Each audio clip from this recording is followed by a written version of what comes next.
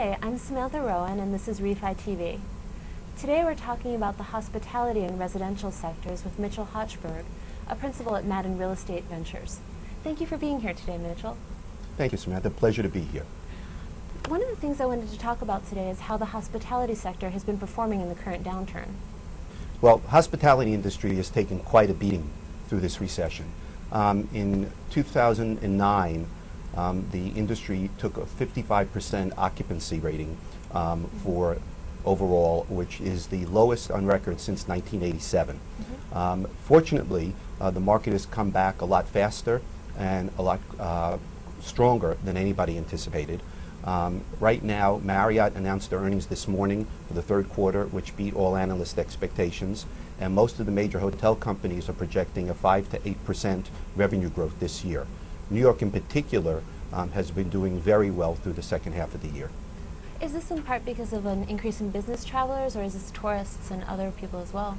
I think it's all across the board. New York in particular has had significantly increased business travel, and obviously the tourism is very, very important and starting to come back, and the value of the dollar versus the euro has continued to support tourism in the United States.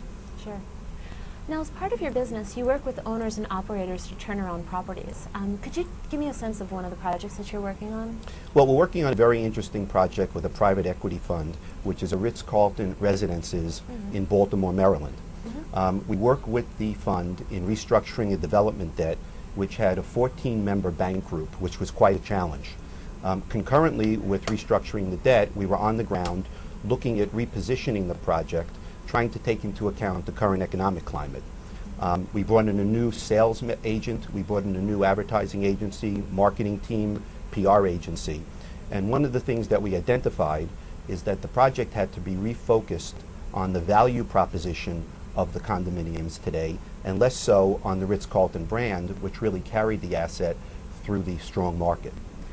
Is that one of the ways that a business like yours can work with an owner-operator to get a stalled project moving? Yeah, it's one of the many ways that we do work with them. There are a number of things that we do. One of the things that we first identify in the condominium projects is what the minimum release prices are that the lenders require. Frequently, those prices have been set at a high watermark in a stronger market, and as a result are not realistic in light of where the market is today. If we found that to be the fact, what we'll do is prepare a very comprehensive report to give to the lenders to support a reduction in those release prices.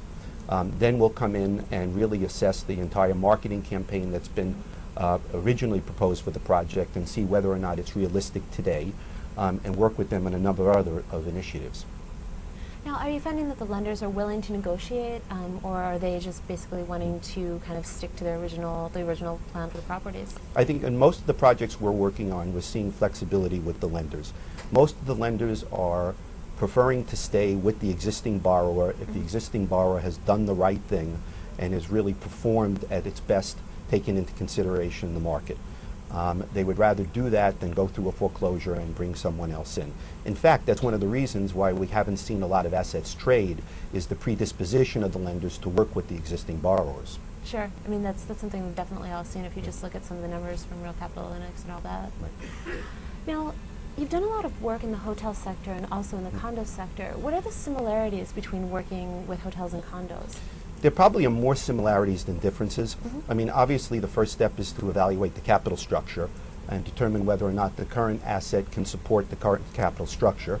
In addition, we take a look at the asset itself and look at the market and the competition and see where this asset sits within the market itself, what the key, the differentiating factors are with the asset that makes it unique, and how we felt through a marketing effort we can maximize that value. Now, with a hotel, obviously, there's an operations element to it, which makes it far more difficult and comprehensive. So we have to get into the operations, we get into labor issues, get into food and beverage issues, which adds another dimension to the evaluation. Sure. And we've talked a little bit about branding and rebranding properties. How big a role does that play in what you do when you take over, when you're working with a company on a troubled asset? Branding takes a very important role in what we do, particularly today in a soft market. The right brand can help differentiate the asset and create more value.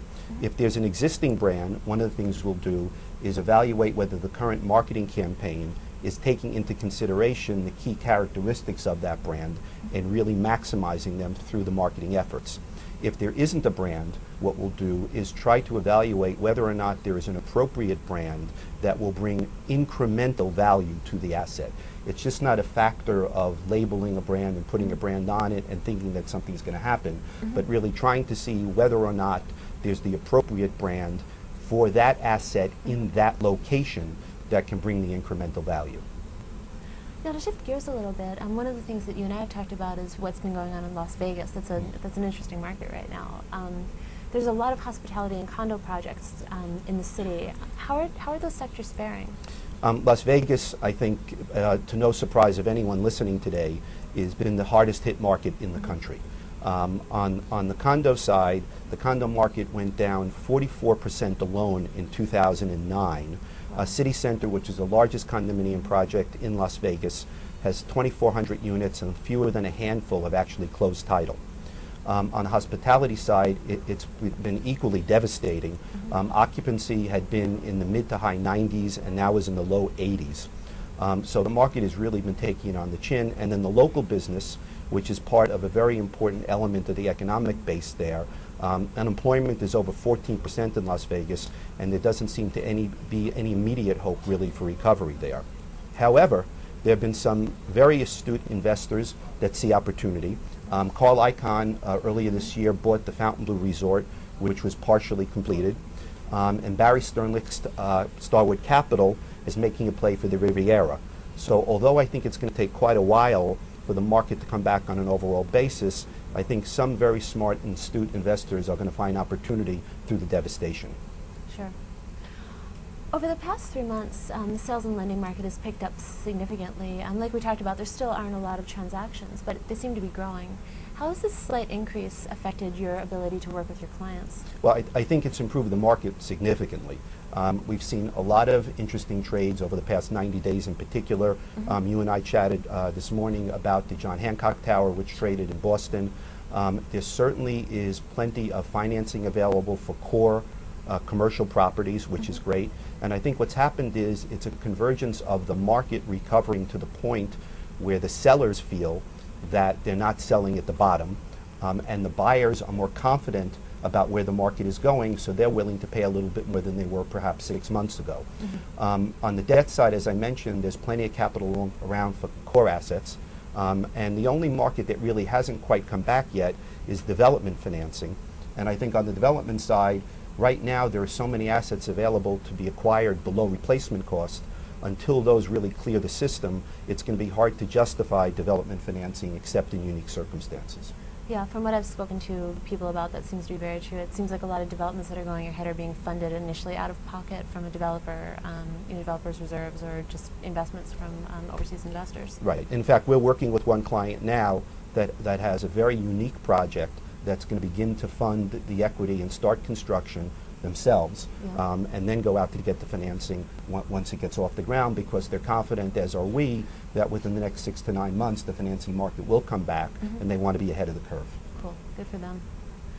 So that's all the time we have for today. Thank you very much for being here, Mitchell. Great. Pleasure being here, and thank you for having me. Great. And I'm Samantha Rowan, and this is Refi TV.